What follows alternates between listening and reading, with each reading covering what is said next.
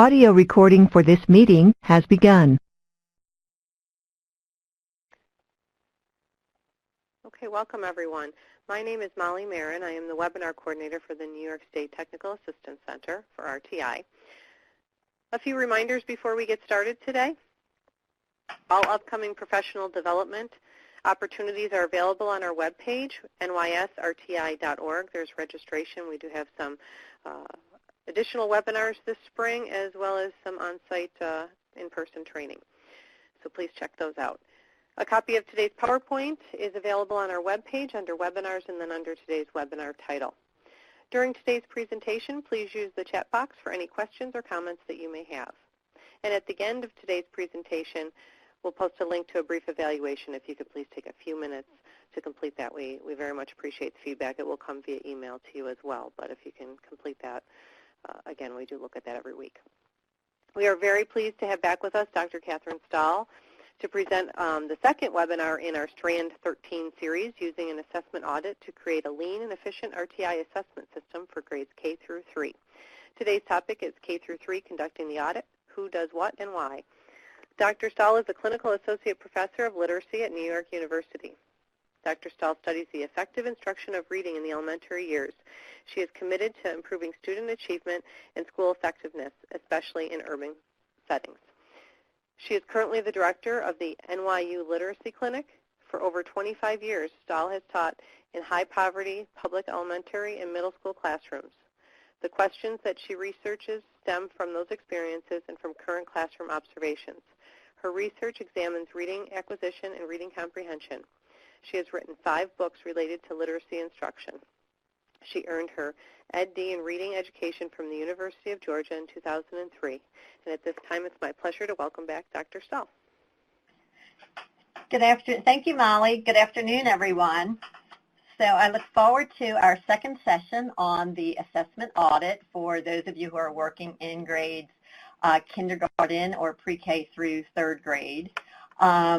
So as always, first, our agenda for today is going to be to walk through the assessment audit form, and we will actually talk and do some examples of particular tests and what might be likely entries for something like a 1st grade assessment audit. So we'll actually walk through each of those columns.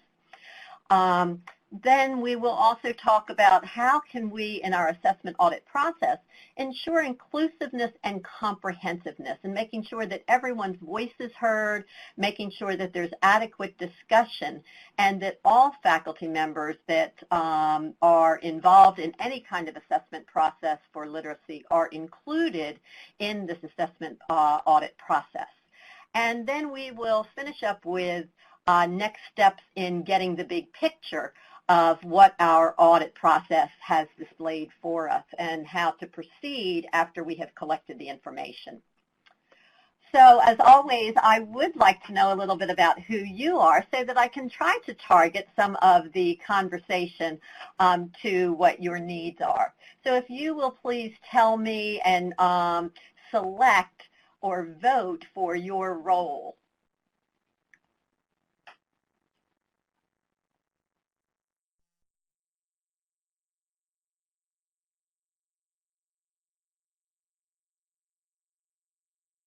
So this looks very interesting.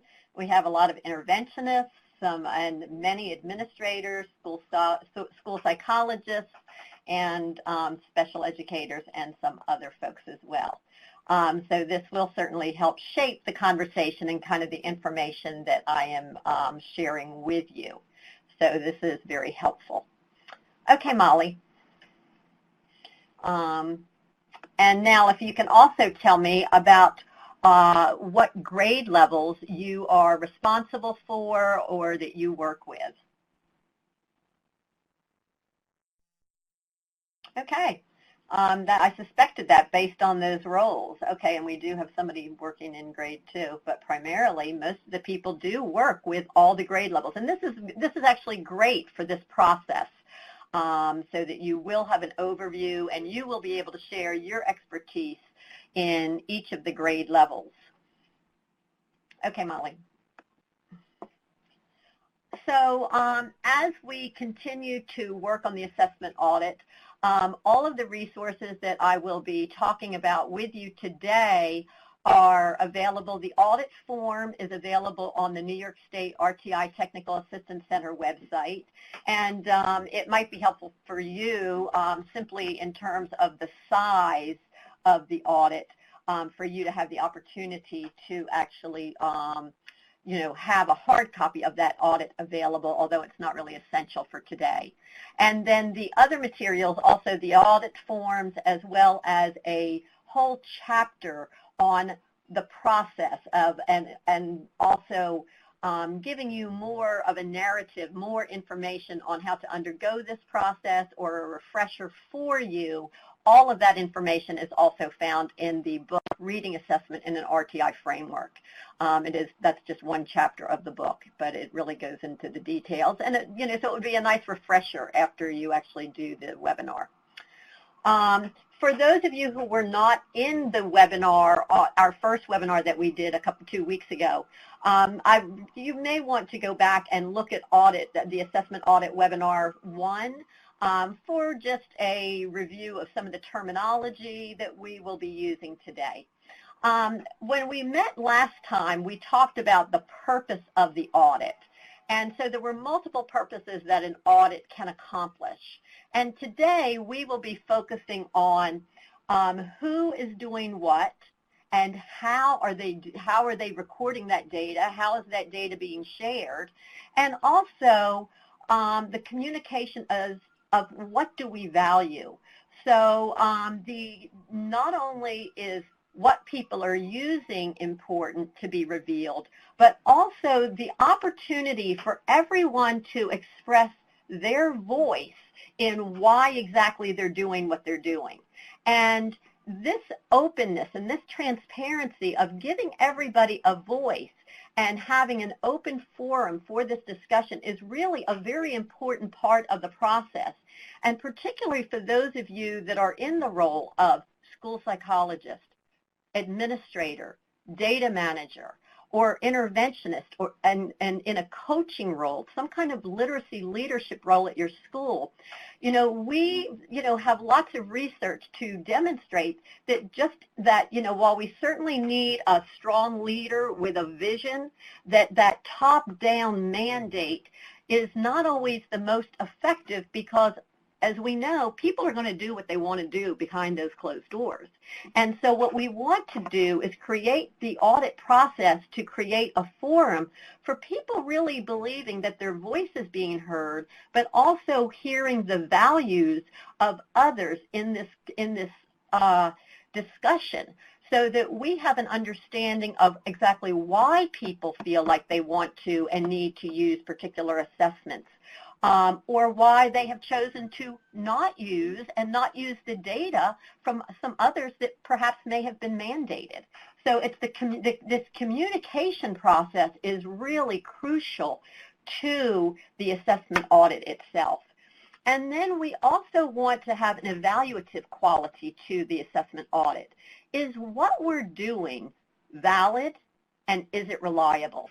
Does it have all, back from our college classes, all those different kinds of validity that we've talked about, construct validity? Is our assessment measuring what we want it to measure? Consequential validity is, what are the consequences of the assessments that we have chosen? What are the consequences in what instruction looks like, and what are the consequences perhaps in lost instructional time? These are all factors that should be weighed in our discussion during our assessment audit. And finally, that reliability. Are the results that we are getting from classroom to classroom reliable? Are the standardized protocols for each of the assessments that we are using, are those standardized formats being followed? Are people reading the data and using that data to inform instruction? So these are some of the questions that we want to be included in this audit process. We don't want to just pass out forms and let people fill out forms and then collect the forms. It really has to have conversation at the grade level, the school level, and if you have decided to do this at the district level, at the district level. Okay, so now we're going to actually take a look at the audit, and we're going to go through some examples. And so this is the audit. If you have a hard copy, that's fine. If not, you can certainly be using the, you can use the handout that you may have just copied for this presentation. And for the examples that we're going to be doing today, what you're seeing on your handout is certainly adequate. So I am going to be working through with you. I'll work through and we'll walk through some examples for a first grade audit and what each of the columns might look like if this were to be conducted by a first grade teacher. So let's take a look. So at a first grade audit, for example, if a first grade teacher, and again, the way one would do this is each teacher would complete this form individually with the assessments, with every single literacy assessment that he or she is using in their classroom, no matter how formal, no matter how informal, whether mandated or whether it's something that they just believe in and find useful to inform their own instruction. And so, for example, let's say that in the first grade classroom, the first grade teachers use DIBELS, and so I would recommend that you would do each of the subtests individually. That will provide a cleaner picture of what each of those assessments is assessing, and also the time schedule for which it's given, because with these DIBELS assessments or any kind of CBM that you're using, they are done developmentally, so they are not all done 3 times a year. For example, the phoneme segmentation fluency is done, it's actually, according to DIBELS, the phoneme segmentation fluency is now an option. And so a district, a school, or a teacher may be deciding to do it or not do it, or maybe deciding to do as this teacher is doing twice a year. All right? So this teacher is using the segmentation fluency task twice a year. She's using it in the fall and winter, although that's not indicated there. It is, the purposes for this one, it's measuring the phonological awareness, so there's an X in that construct being assessed. And at her school, they are using it for screening purposes. She is also using it, or the interventionist is using it for progress monitoring. And so she may be also using that data from the progress monitoring that the interventionist is sharing with her. And then she is also using, well, and so those are the 2 functions that she is using the DIBELS PSF for. Now, when we look at the training, and we come over here to this last column, okay, in order to do the DIBELS training, she has received the initial training that was an overview, the introduction that probably the entire staff received when the DIBELS was adopted by the school or by the district, and she participated in that initial training. And also at her school, they are using those fidelity script checks that do come with all the DIBELS test materials.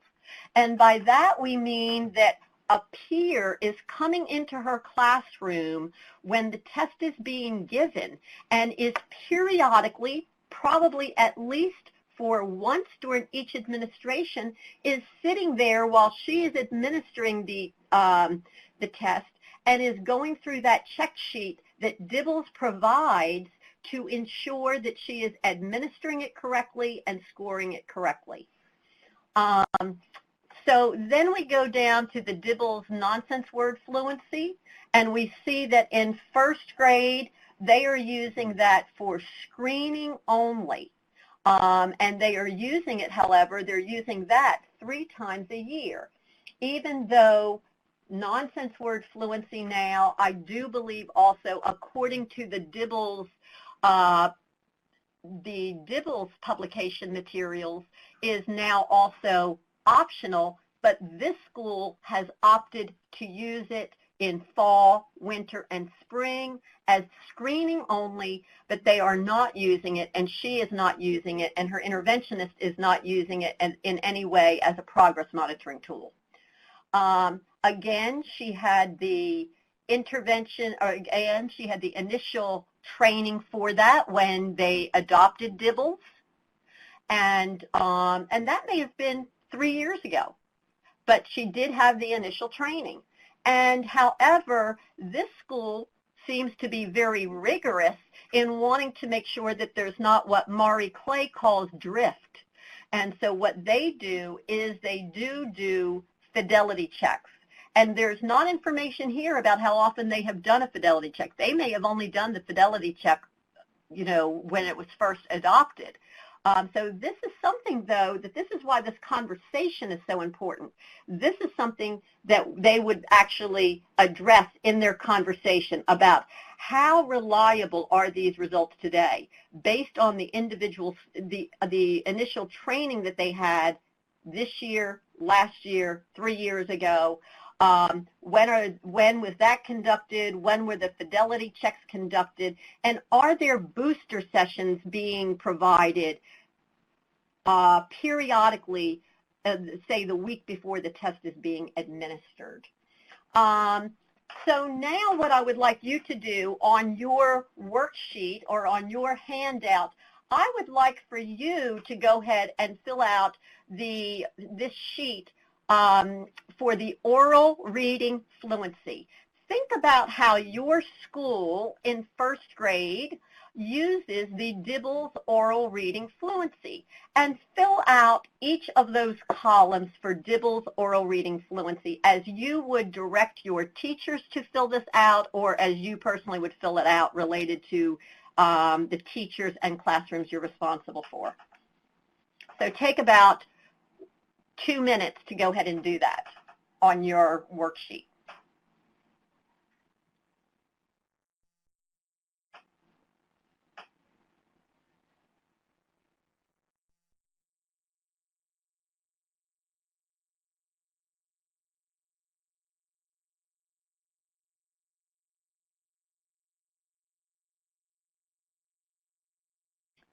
And here is what it should look like, or here is what it might look like.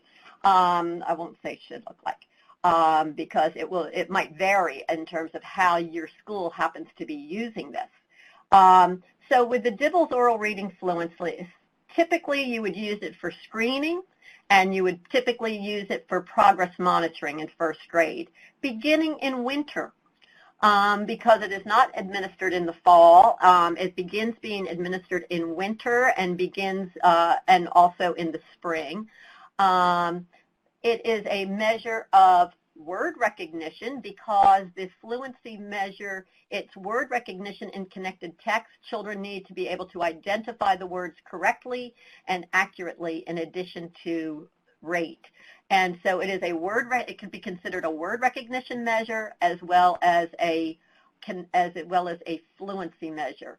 And so your school might have done the initial training and might also do fidelity checks, or you may not be doing fidelity checks or have never done a fidelity check. And so in that case, that brings into question whether these results are reliable from classroom to classroom or from administrator to administrator. Let's look at the next page. In first grade, you might also give a more standardized kind of test. And so something like the Gates-McGinnity or the Terranova. And so a test like this that would be administered, and I know a lot of the charter schools continue to give these standardized tests. And so this would be, most of these schools use these tests for screening.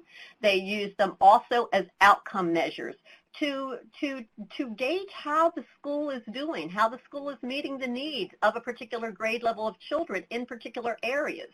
They might also be using, some schools might also use a standardized test like this to see whether or not their other more informal measures and their other measures that they're using have concurrent validity.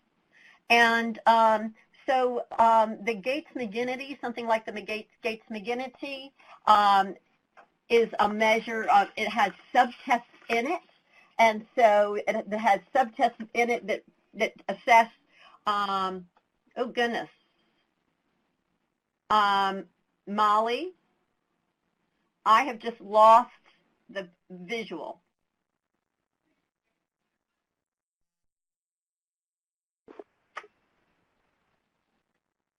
Okay, Kay, I can advance it if you have a hard copy in front of you and you can try to get out and get back in. I don't have a hard copy in front of me. Okay. Can you try to get out and get back in? Do I get out of the screen? Just the screen. You can't see the screen? No. What can't you not see? The PowerPoint? Oh, wait, now I can't see anything. Folks, bear with us, okay? We'll get it. Okay, now I see. Here's what I see. I see the screen, and I see something called Join the Audio Conference. How would you like to join the meeting's audio conference? Can you cancel out of it? And it says Listen Only. Yes, you can click that. Click that. You can't get out. Can you get out of that screen? If you can't, then say Listen Only. Okay, I'm in Listen Only mode, but I'm not seeing the presentation. Okay. All I see is that RTI logo. Okay, so you need to close your window, okay, and click on the link again to rejoin. Folks, I'm sorry, we will be right back in the presentation momentarily. Okay.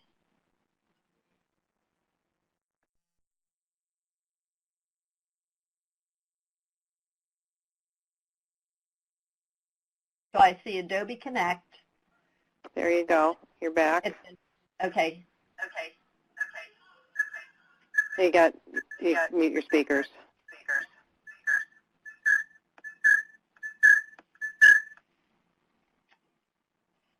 All right, so we're back to the Gates-McGinnity.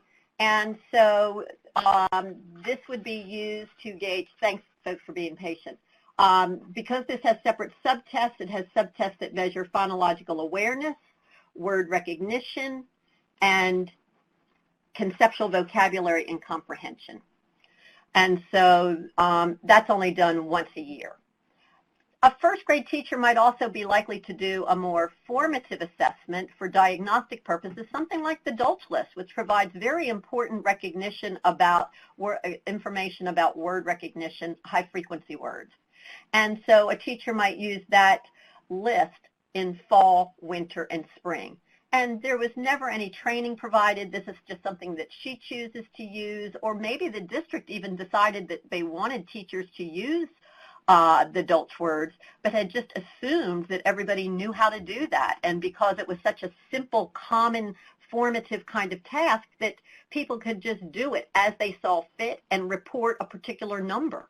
And so there was no formal training, there's no form of fidelity check, and there's no kind of periodic booster where we're going to see that we're all doing it in a common way and waiting a common, we're all waiting 1 second for a child to say a word. But if they have to decode it, we're scoring it in a different way than if they read it automatically. And we're not allowing 3 seconds, and we're not giving clues to the child, but that we are letting the child, we are scoring it correct only if the child read it within 1 second.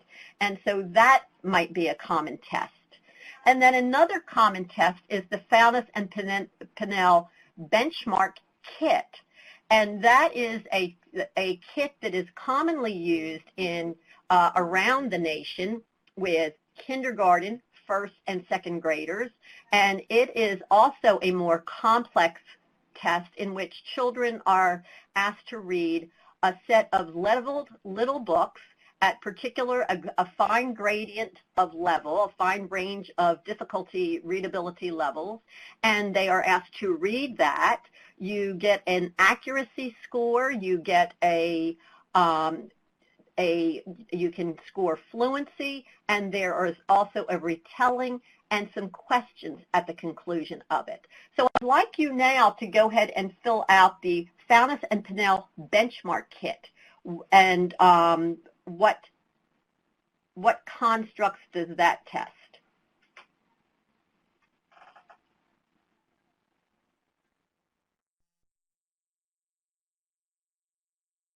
And particularly fill that in a realistic way if that's a test that you use in your district.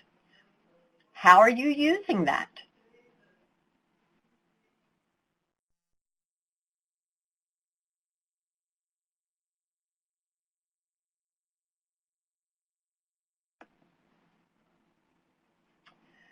So many schools, if you look at the top, I've moved this screen around a little bit. So most people who use a Fountas and Pinnell benchmark assessment kit use it for screening because it does provide a measure of holistic reading skills, of a total kind of reading gauge for children. And so by using it in first grade, we're able to get a sense of children's concepts of print.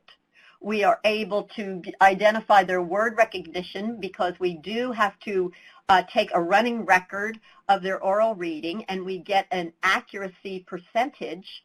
We also get a fluency. We also can record reading fluency, whether we are using simply for the lower levels, they are just using a prosodic rubric or a rating scale to rate how the child's reading sound in terms of phrasing and expression. For late first grade, beyond level K, they are also doing a words correct per minute for the Fountas and Pinnell kit. And finally, you would have comprehension checked because there's a retelling and there are explicit comprehension, and there are some comprehension questions as well. Many schools also might use this as an outcome measure to determine whether children are achieving at the prescribed benchmark levels at the end of the year, and to see whether their guided reading program is being effective in helping children achieve to the benchmark levels that are recommended by Fountas and Pinnell.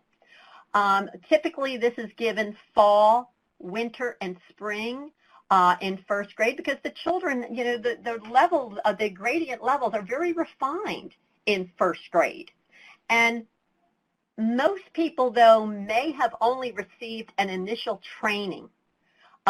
Most schools that I have visited have never done any kind of fidelity checks with peers supporting each other in making sure that there is consistency from classroom 1 to classroom 2. And most schools that I have been in have not done any kind of booster sessions to also ensure consistency every test period. So now what I would like you to do is I would like you to think about one test that your school or your district administers, either in first grade or another grade that you might be responsible for. I saw some people there were second grade teachers, that was not listed, that we did not do together, and take about 3 minutes to jot down your own test and go through the motions of selecting the purpose you use that test for, what constructs are assessed, the frequency of administration, and importantly, what kind of training did the teachers receive and continue to receive for that test. When you are finished doing this, please signal when you are completed. Signal when you're finished.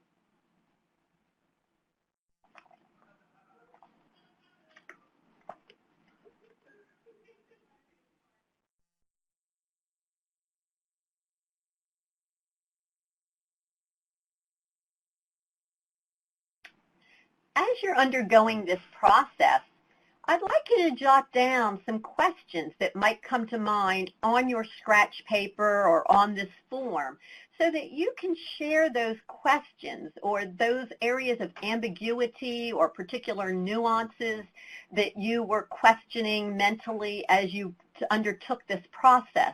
And I'd like you to share those at the end of our session today at 5 o'clock when we have time for questions, because I suspect that if you had some questions and some areas of ambiguity, that others might have those same questions. And I'd like a chance to address them. That makes for a rich conversation.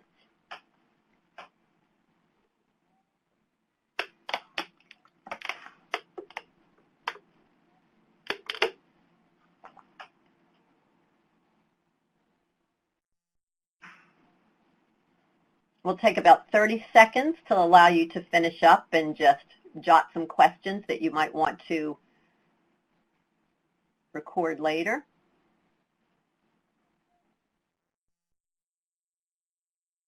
We'll take about another 30 to 40 seconds. Signal when you're finished.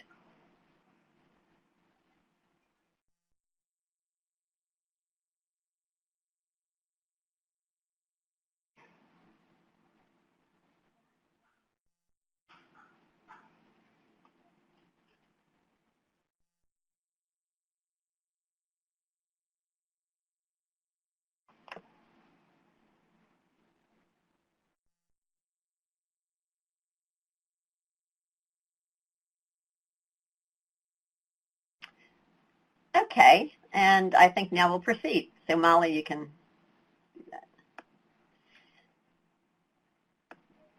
that. Okay.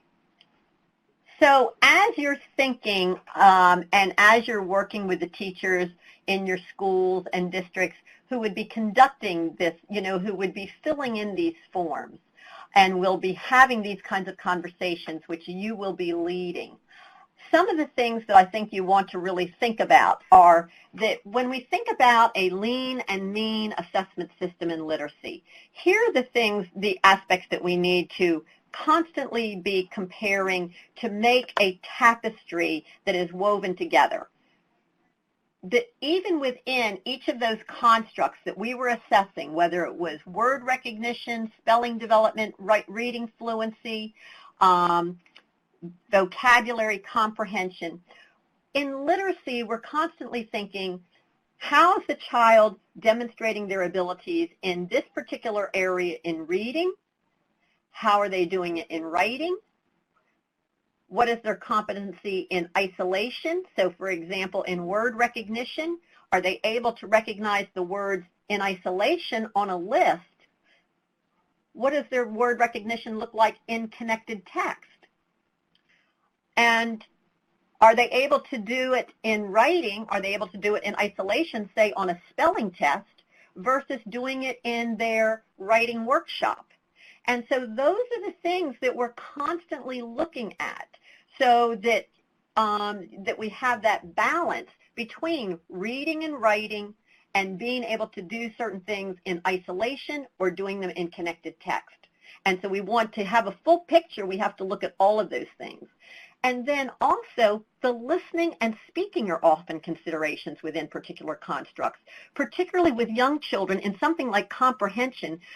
In kindergarten, first or second grade, and this is important, in something like comprehension, we cannot make a decision about a child's comprehension unless we have measures of listening comprehension, because their reading and their word recognition processes are still under construction. And so therefore, if we want to make any kind of important decision about a child's comprehension, we've got to consider listening. Also, with comprehension, we have to consider both writing and speaking in relationship to comprehension, because we can't see into a child's head. And so we need to provide opportunities for children to reflect their comprehension in both speaking and in writing, or in some kind of written format. And so these are also considerations in investigating each of these constructs. Now, next we're going to go through some possible assessments that you might want to be helping teachers jar their memory of what what kinds of assessments they are currently using to test each of these constructs, and also as you move forward in creating your new assessment system, you might want to refer back to these slides to see what are some possibilities of things that you might find to be important ingredients in your assessment system. Molly, I've lost it again. Okay, there I am. I'm back. Okay. So, so the assessment for reading instruction also has some of these formative kinds of assessments that I'll be sharing for each of the constructs. So this is the constructs and the tests that we're going to be talking about today are specific to kindergarten, first and second grade. Some of these tests for children who have developmental delays or who are not who are struggling readers, you may want to back up, and that's why we have third grade listed both on the K-3 and the 3-6 audit webinar schedule, because the assessments on these categories might be just for, are for more typically developing kindergarten, first and second graders, but might be appropriate for those kids who are struggling readers. So, for example, concepts about print. Some of the kinds of assessments that your teachers might use in kindergarten and first grade to measure a child's concepts about print would be the Marie Clay special little booklets for the observation that are part of the observation survey script for concepts about print. I know that reading recovery teachers, if you have reading recovery in your school, the reading recovery teachers use this. And in the McKenna and Stahl book, this is a very important skill in pre-K. You would want to do this in pre-kindergarten. You would want to do this in kindergarten, and maybe for children possibly in first grade, possibly. And in McKenna and Stahl, we have a test called the Book Handling Knowledge Test, which is somewhat abbreviated. That Marie Clay gives a very nice comprehensive picture of a child's concepts about print, but it takes 15 minutes to give. And so it's much more suited to an interventionist in Tier 3 or in special education. It's hard, it would be very difficult for a first grade classroom teacher or a kindergarten classroom teacher to administer that. Whereas using something like the McKenna and Stahl abbreviated form might be something that a classroom teacher in kindergarten and pre-K could use as part of a regular read aloud or some other kind of guided reading procedure. Phonological awareness. There are lots of good measures out that might be available that your school might be using from the very standardized format, and school psychologists who we also want to make sure, we want the school psychologists also to be filling out one of these audit forms. So something like the Woodcock-Johnson is going to be likely to show up on that school psychologist audit form. Something like, which is also a nice standardized form, the CTOP test or the TOPA test by Joe Torgeson and his team.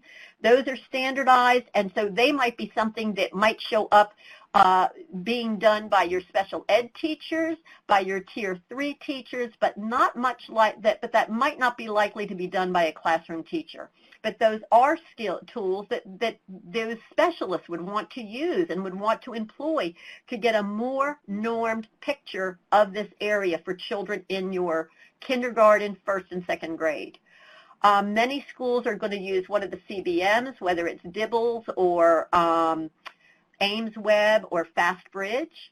Also, phonological awareness, the PALS materials are also commonly used and are very teacher-friendly for a classroom. And it's nice because they're standardized. And so you would be very likely to get a nice standardized implementation of those, but yet they're very classroom-friendly. hearing sounds and words, a little, again, that's going to be likely to be used by your reading recovery teacher and maybe used by some classroom teachers, but again, that might be, the scoring might be a little more complex for teachers.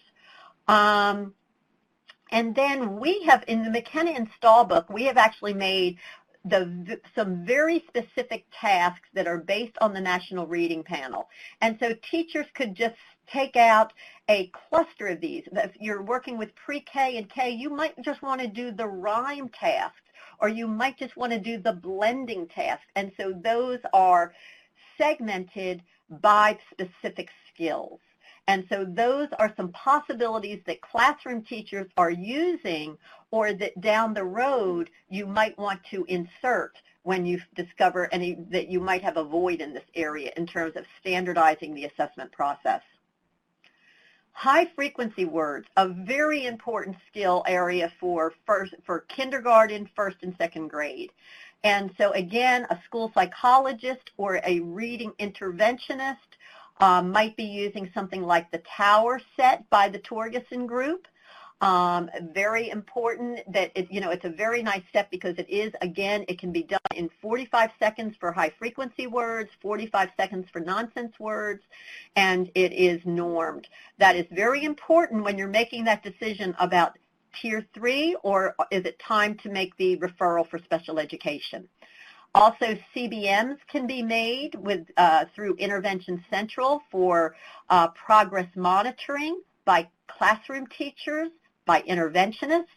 Also, the iReady uses, has some tests of high-frequency words, and many teachers are using the Fry list or the Dolch list. And one of the things that you want to discuss, are we all using the same list? Are we all formatting it in the same way? Has everyone been trained? Word recognition also includes decoding. And so again, the Woodcock-Johnson is something that might be used by the school psychologist. The Tower 2, that phonemic decoding nonsense word task, might be something used by the Tier 3 interventionist in making, in informing the decision about whether it is time for referral or not, so that you get some normed results. And standardized implementation, I would not advise having classroom teachers use that Tower 2.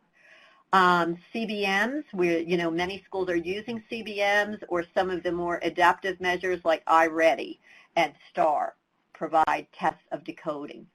Also, you really want, some of the reading programs are going to provide some more systematic measures of letter names and sounds. And some programs also might have some kind of decoding inventory that looks at how children's decoding is developing developmentally, and will provide particular targets of, yes, this child needs specific practice in the diphthongs or in the digraphs or in short vowel, and specific short vowel patterns, specific long vowel patterns, or in connected text. So all of those measures are isolated.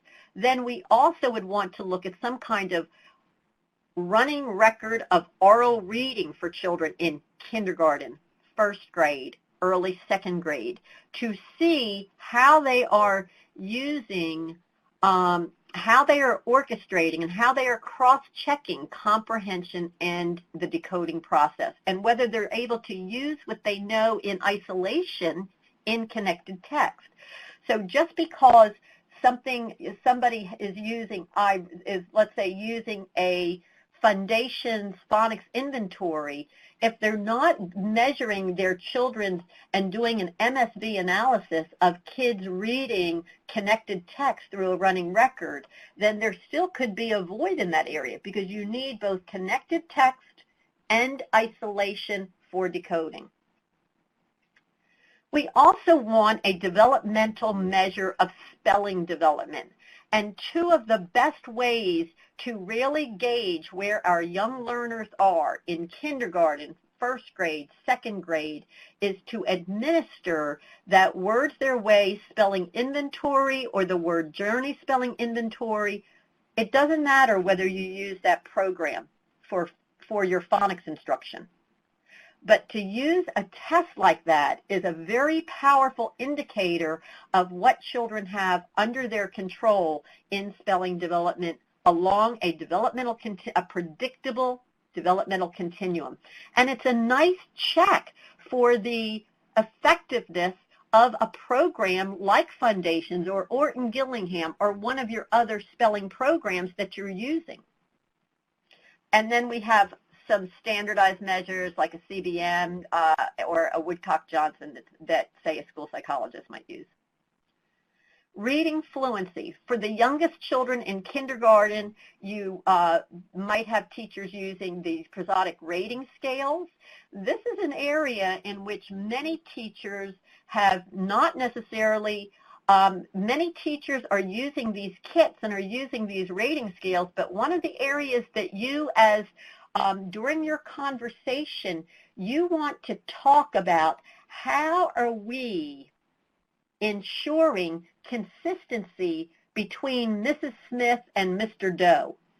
Everybody's probably giving the number 1 kid that is disfluent, everybody recognizes a 1 and everybody recognizes the 4. But how are we making sure that we are, if we're giving kids 2s and 3s on prosody, that we are measuring those 2s and 3s the same way? Have we, every time the week before we administer the test, are we administering a booster session with anchor listenings, with listening samples of our actual children reading text and creating reliability guides so that we know that our first grade team is rating each of these kids exactly the same?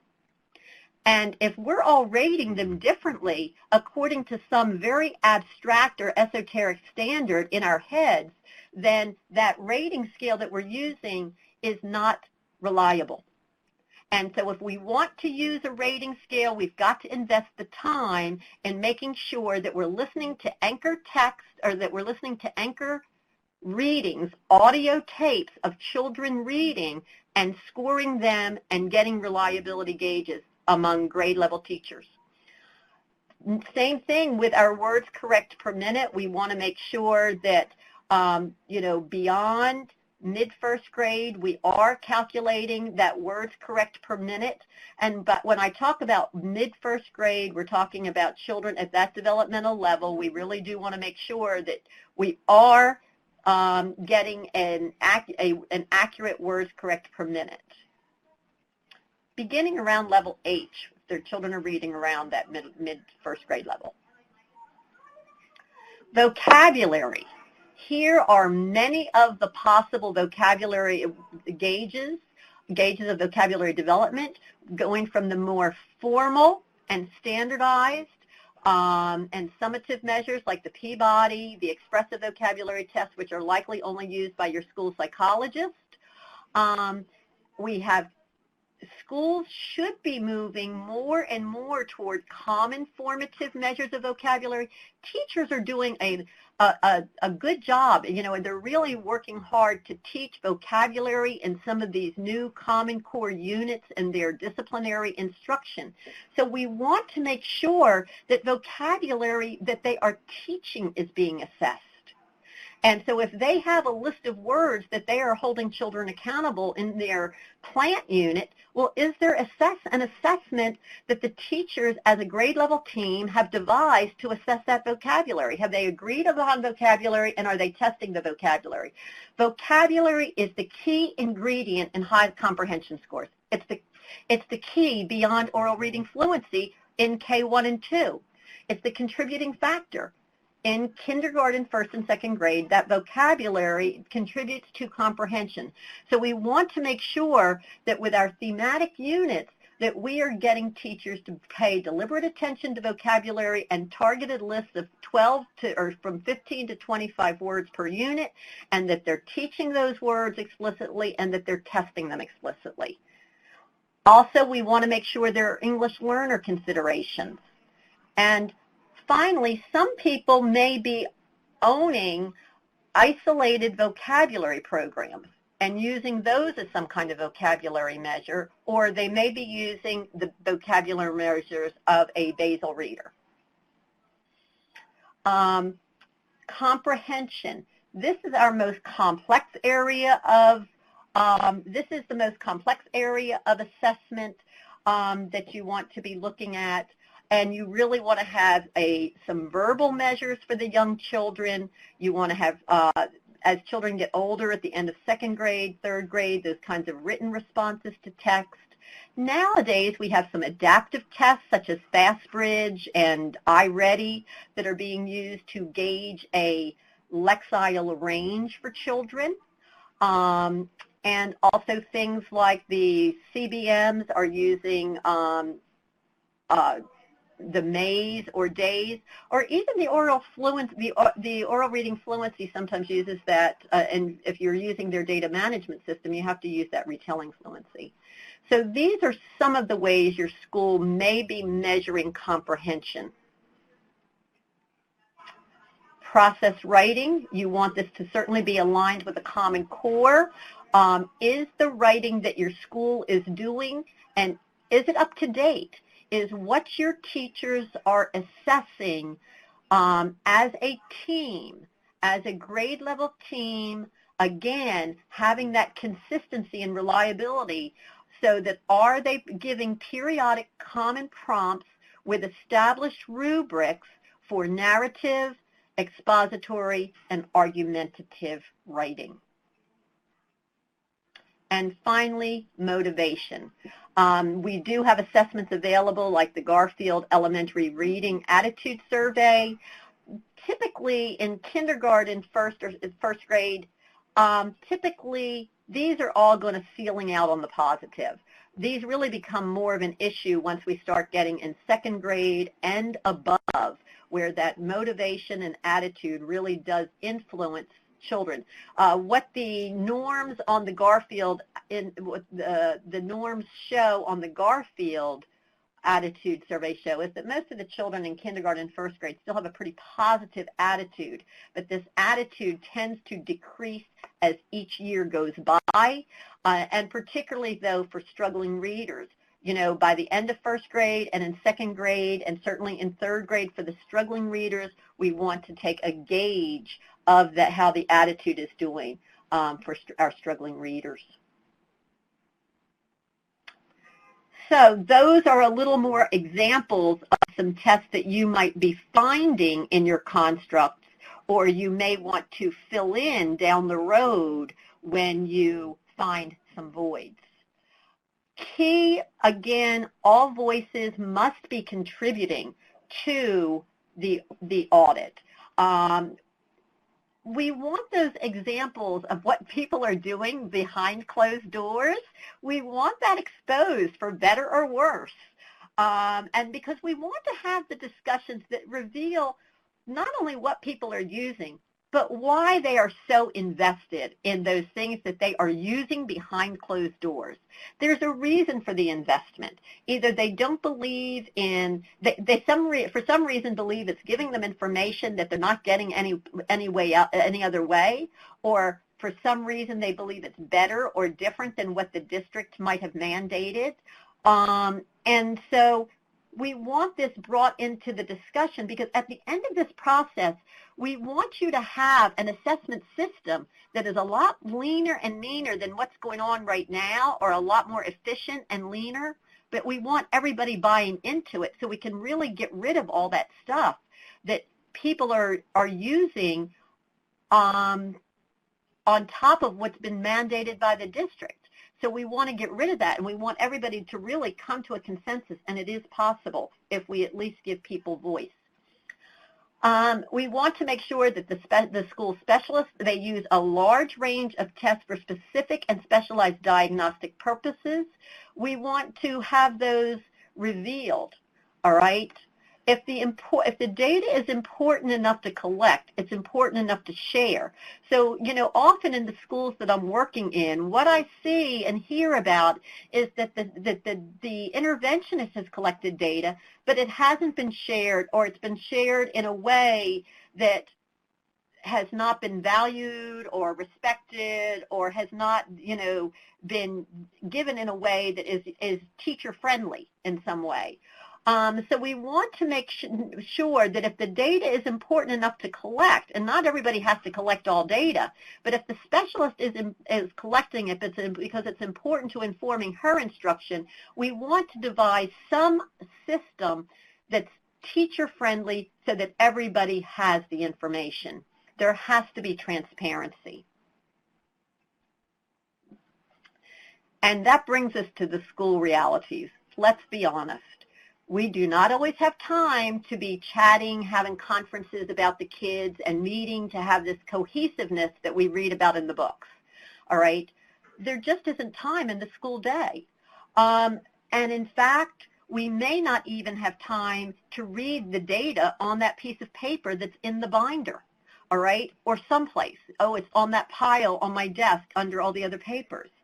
So what our goal is, by creating a lean and efficient system that everybody values and that is transparent, that we all know what each other are doing, is that we want to create a streamlined system that incorporates a streamlined data analysis and communication system using technology to help us to our advantage and to the advantage of our children. So the steps moving forward. So in this presentation, you actually get some homework to do because I think, will be seeing each other again in April. So some of the steps that you will be participating in our absence, while you're away from me, while we're away from each other, you will complete an individual audit form. Or you will get the teachers in your school. If you're a school principal or if you're a literacy coach, you will be doing this with the teachers that you work with. All right? If you're a literacy coach for a second grade team, you and your second grade teachers can do it. If you're working at the school level as a literacy interventionist at the school level or a school principal, you will facilitate this process among each teacher in your school. And then the grade level teams will meet to discuss and to reveal their individual audits. Each grade level team will compile a single grade level audit form that contains all of the assessments that are used at their grade level. And they will also, at the grade level, brainstorm ideas related to obvious grade level assessment redundancies and voids. So they will be sitting there, and once they compile this grade level audit, the redundancies and voids will be revealed, and they will talk about this, and they'll talk about what are the redundancies, what are the voids, and how might they fill them. So at a grade level in K1 and 2, what do redundancies look like? And these are quotes that I have actually collected from schools that I work in. First of all, classroom teacher and interventionist are doing separate high-frequently word lists and word tests and possibly different lists. So now we have the poor kid who's going to intervention.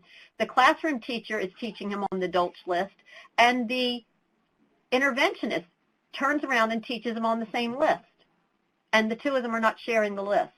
Or the classroom teacher might be doing some other high-frequency list that she likes. Maybe she's using the Fry list, or maybe she's using something that was in the Foulness and Pinnell kit. And the interventionist is using the Dolch list. So that's a redundancy, all right? And it's a redundancy that's hurting kids because they're being over-tested. Another redundancy that I've heard, the district mandates the F&P kit. So I do that for the district record, but really I like the questions on the old DRA that we used to use, so I use that for my own information. This is the kind of thing that needs to be revealed, because if the F&P is not giving you specific enough questions with each of those stories, and the whole reason you're doing it in second grade is to get a comprehension gauge, then this is something that has to be revealed, and we need to make some kind of an adjustment. Next, I also heard this in the school. The district mandates Ames Web, but the McKenna-Walpole differentiation book mentions DIBELS, so that must be better for differentiating my kids. Ames Web and DIBELS are both the same kind of test, and so we really, that would be something that was a redundancy. Here are some voids, all right? Here are some things, here's what a void looks like. There is nothing in the conceptual vocabulary column. Or the kids are retelling in response to the benchmark kits, but there is no consistent scoring guide, and the questions are not specific to the text, nor is any of this administered consistently from teacher to teacher.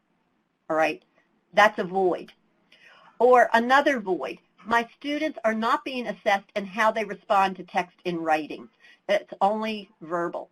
Okay, and so that is something that particularly in second grade we need to be more cognizant of. So the next steps are the completed grade level composite. After the grade level composite is completed, the grade level representative would then, if you're doing this at a school level, would attend the school audit meeting. All right. Here are some great examples for your schools to look at. Every single, on the New York State RTI Technical Assistance Center pilot school on the website, every single pilot school has submitted one of these completed school-wide assessment audit forms. It's very useful to look at these. And you particularly might want to take a look at the Burton School, George Mather Forbes, and Milton Fletcher. Those are very thoughtfully done, and they also did a nice job of looking at some of their redundancies and voids in a very honest kind of way and a frank way. So our next webinar, folks, will be April 20th. So between now and April 20th, I'd like for you, and I'm hoping that you will have the opportunity to actually take some of what we've talked about in our last two webinars and really put it to work so that when you come back on April 20th, we will be talking about what do you do with all this data that you've collected at your school or at your grade level team. We'll talk more about the pruning, the weeding, and the planting and nurturing your school-wide assessment system, and working together to develop a lean, efficient system of assessment that we all believe in and that we all buy into. So we now have some time left for questions. Okay, we have time left for questions now, and I hope that you came up with some questions as you were engaging in your own practice of the assessment audit forms. I see some folks typing, so I hope we do have some good questions here.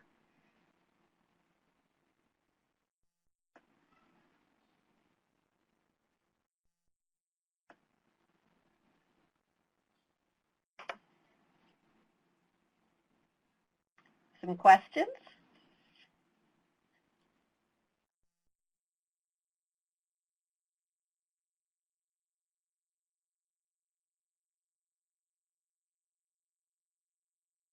Oh, that's a great question, Jill. Outcome measures are done once a year at the end of the year, okay? So an outcome measure, it's really, if you look back at our webinar from from our webinar 1, you might use the F&P benchmark assessment kit for multiple purposes. You might use it as part of your screening system, all right, along with your CBMs in kindergarten and first grade to see how children are reading connected text. You might, but then your school might use it if it's an outcome measure. Outcome measures are actually only looked at the end of the year as a gauge of how is our school doing? How is our school doing? And so if you're using benchmark levels as an outcome measure, then you are probably looking at the Fountain-Pinnell 2012 Progress Monitoring Guide, which says at the end of the year in kindergarten, kids should be at level D. At the end of the year in first grade, kids should be at level J. At the end of the year in second grade, they should be at level M. And so if you're only using it as an outcome measure, you are just comparing where your kids are to that standard, because that's an outcome measure. If you are using it 2 times a year, if you're using it at the beginning and the end, that sounds more like a screening measure for a pre and post, all right? So it depends on the function. So you may be using it as more of a, if you're using it 3 times a year, you may be using it as more of a screening measure.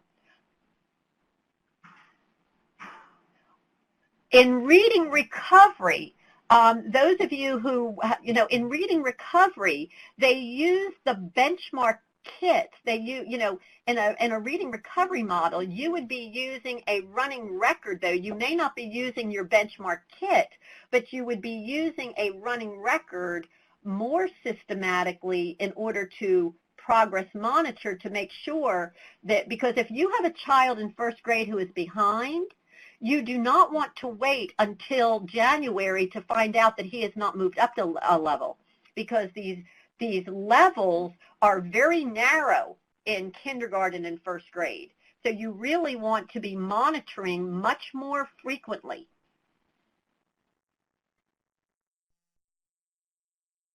Yes, it was designed to be used 3 times a year.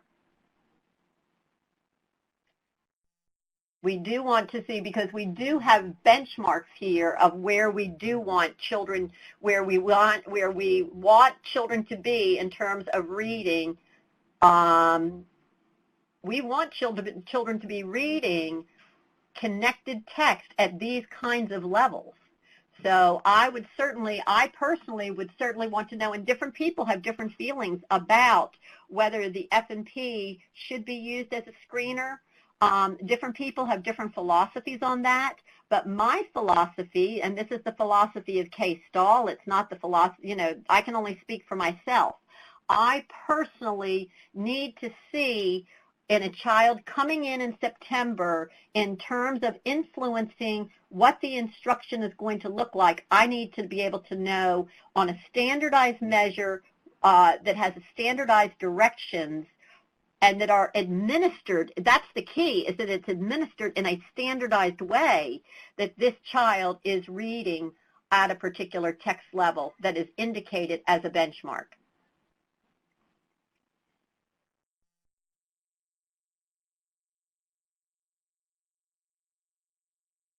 Yes, you should be having particular benchmark dates, ranges of time.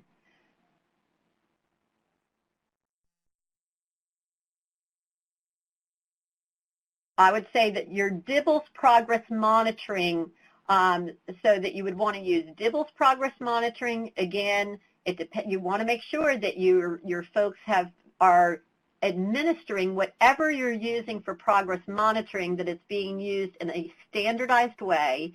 And so you would use the DIBELS for progress monitoring. The oral reading fluency is an excellent gauge of progress monitoring, and it is very sensitive to improvement in your decoding skills, all right?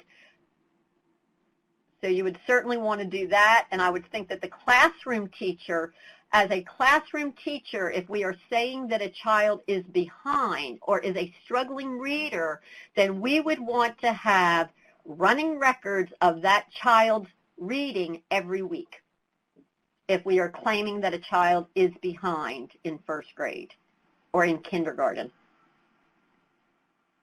Other questions?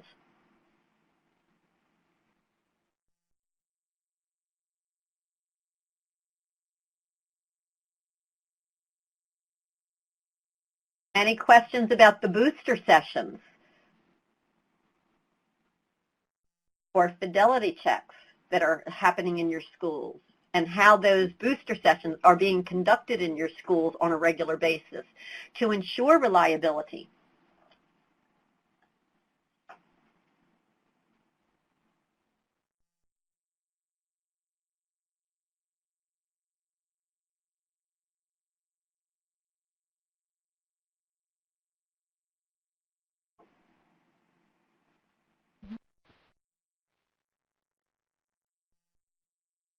Okay, while we're waiting to see if there are any other questions, I am going to post the link to the survey. Oh, thank you, Molly, and thank you all for participating. I look forward to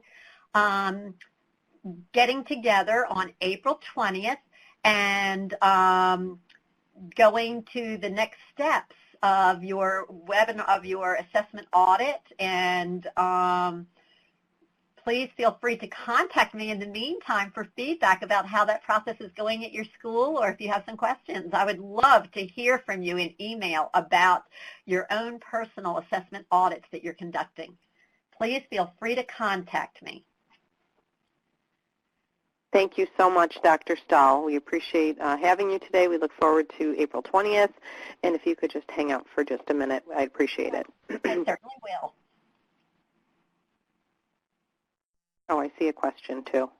Okay, fidelity checks, the DIBELS does a beautiful job of actually within their materials, within their published materials and on their website, they actually have checklists for every single test with a checklist of particular administrator behaviors. And so what you would do as a teacher is you would work with a partner.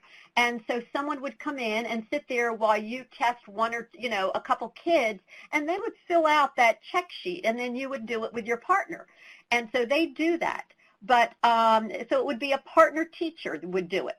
Or it could be, say, a literacy coach, or it could be, it's nice, though, if it's a partner teacher, because we really want to have this collaborative process that we are doing this together and wanting to be reliable and conduct these assessments in a similar way. And it takes the burden off the literacy coach, and it gives the, peers a chance to observe each other and learn from each other.